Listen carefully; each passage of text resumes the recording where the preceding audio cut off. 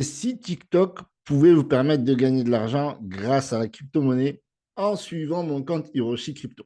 Je vous ai fait mes deux dernières vidéos sur des trades sur l'ETH, également sur le Bitcoin. Et je vous ai expliqué ici l'un des bons points d'entrée à Dior, bien entendu, pour trader le Bitcoin. Et le Bitcoin a bien réagi à cela.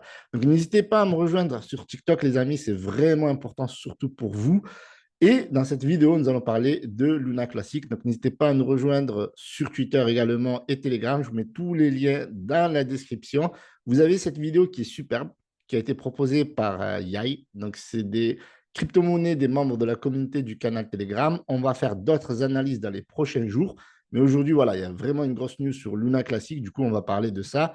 Mais avant, on va quand même regarder le BTC, ce qu'il nous fait. Donc aujourd'hui, grosse correction. Donc on va se mettre en daily. On voit faire grosse correction. On a toujours tendance à paniquer alors qu'on est sur un méga bull flag. Donc on est vraiment techniquement haussier, même si aujourd'hui, vous voyez, ça corrige. Alors, une des analyses que j'ai faites sur mon canal Telegram et Twitter, c'est qu'aujourd'hui, nous sommes vendredi, d'accord? Et en plus de ça, nous sommes le 31 du mois de mai. Donc, je pense qu'il y a de nombreuses entreprises dédiées à la finance, des hedge funds, des gros investisseurs, des wells qui profitent de ces jours-là pour prendre tout simplement les profits. Et en fait, quand on regarde, eh bien, techniquement, c'est tout à fait logique parce qu'on voit que ce mois de mai a été plutôt haussier, d'accord? Si on regarde, par exemple, le plus bas de ce mois de mai à aujourd'hui, eh bien, on voit que il y a eu une hausse de 25%, donc c'est plutôt sympa. Et on a eu une petite correction ici. Alors, donc, si on regarde, alors, je vais juste clarifier le pourcentage parce que j'avais tout à l'heure des informations qui m'empêchaient de voir correctement. Voilà, donc je vais mettre comme ça. Donc oui, on est plutôt autour des 21%. Et aujourd'hui, ben, le marché a décidé de corriger. Donc justement, cette prise de profit qui doit tourner un petit peu ben, autour des, si on regarde bien, autour des 3%. Donc voilà, certaines personnes estiment que c'est un bon profit. Donc aujourd'hui, baisse, mais je pense que ce week-end, ça devrait repartir. Voilà, donc après, à voir sincèrement, parce que voilà, ce mois, on a quand même clôturé de manière euh, correcte, très correcte même, j'aimerais dire. Et c'est cool, vraiment cool, parce qu'on garde cette dynamique. On a eu, sur les 7 derniers mois, donc on a eu ce mois baissier et on repart à la hausse, à voir si tout simplement ça va se poursuivre. Du coup, nous, on va se pencher rapidement sur Terra Luna, qui ce mois a pris 21%. Et en réalité, ce n'est pas sur ce mois, c'est voilà, c'est depuis l'annonce que je vais vous annoncer, on va regarder ça. C'est le même cas de figure pour Luna Classique, mais ça a été l'impact a été beaucoup plus fort pour Luna. Donc Terra Luna, c'est la V2 en fait, et Luna Classic, c'était le premier Luna voilà, qui a été rebaptisé ben, Terra Classic, tout simplement. Et donc on voit qu'il a pris 21% en un mois, et on voit que voilà, donc c'était là, bon, ça a corrigé un petit peu. On a une capitalisation qui est plutôt correcte. Donc, tout ça, c'est lié à tout simplement une news qui est tombée. En fait, c'est un accord entre Docon et la SEC. Enfin, quand je dis Docon, on dit Docon et Terraform Labs. Terraform Labs, qui est la société en fait qui gérait l'écosystème de Luna. Et en fait, le prix du Luna, aussi bien que celui de l'UNC, ont grimpé à plus de 20%, comme on a vu sur CoinMarketCap. Donc, il y a un accord de principe, voilà, afin de régler le litige avec la SEC, parce que vous savez, la SEC, depuis plusieurs mois, elle demande l'extradition de Docon depuis le Monténégro vers les États-Unis afin de juger eh bien, la société Terraform Labs dans son entièreté, afin de comprendre ce qui s'est réellement passé et ben, l'éventuelle fraude voilà, qui ont été reconnus en fait coupables. Donc, les dossiers étant entendu au 12 juin, donc ça c'est une information capitale pour vous les amis, c'est pas juste d'apprendre que voilà, la SEC et Terraform Labs et Docon ont trouvé un accord, c'est de comprendre que on va avoir beaucoup plus d'informations au mois de juin, donc le 12, donc c'est dans 12 jours techniquement, et donc forcément ça va aider le token à pump, d'accord? Parce que on va avoir une première conclusion. Parce qu'en fait, je pense que dans ce dossier, il y a, oui, c'est vrai, il y a eu la relance du projet Luna Classic, Terra Classic, grâce au soutien de Binance et de ses aides. Il y a en effet Docon qui s'était retiré complètement de Terra Classic et qui, lui, était plus chargé du nouveau Luna, en fait. Mais il manquait une pièce du puzzle, c'est les États-Unis, à travers la SEC, qui voulait absolument en découdre avec Docon afin de les mener en justice et tout simplement de prouver qu'ils étaient coupables d'accusations de fraude civile, etc.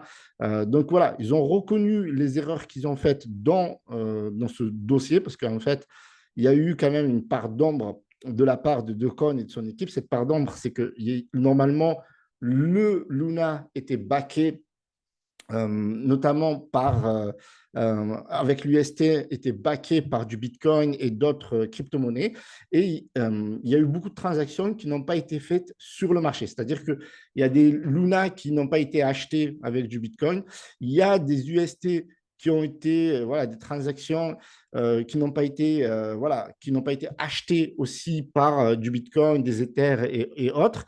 Et du coup, ça n'a pas pu permettre de consolider en fait la grosse chute qu'il y avait. Et donc, du coup, eh bien, il y a une part de responsabilité, voilà, parce que c'est une société, donc ils doivent tout faire pour faire en sorte que leur protocole fonctionne. Et apparemment, il y a eu des manquements.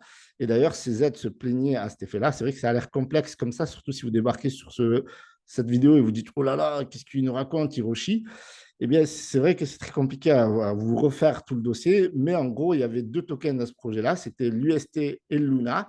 Et en fait, quand on vendait de l'UST, eh bien, techniquement, on pouvait repeg l'UST grâce à Luna et vice-versa. Et ça maintenait donc une pression acheteuse sur l'écosystème et ça permettait de faire pump le Luna et ça permettait de stabiliser l'UST afin qu'il reste toujours au dollar.